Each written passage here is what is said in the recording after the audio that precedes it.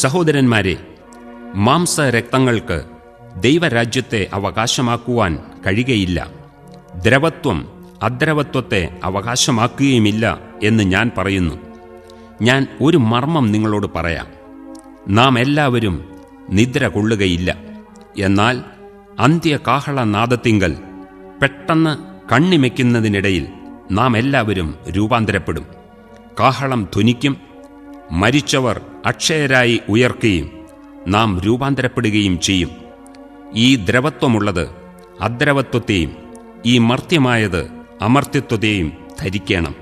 ഈ ദ്രവത്വമുള്ളത് അദ്രവത്വത്തെയും ഈ മർത്യമായത് അമർത്യത്വത്തെയും ധരിക്കുമ്പോൾ മരണം നീങ്ങി ജയം വന്നിരിക്കുന്നു എന്നെഴുതിയ വചനം നിവൃത്തിയാകും.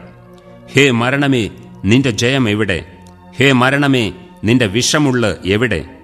മരണത്തിൻ്റെ വിഷമുള്ള പാപം, പാപത്തിൻ്റെ ശക്തിയോ ന്യായപ്രമാണം. നമ്മുടെ കർത്താവായ യേശുക്രിസ്തു മുഖാന്തരം നമുക്ക് ജയം നൽകുന്ന ദൈവത്തിന് സ്തോത്രം.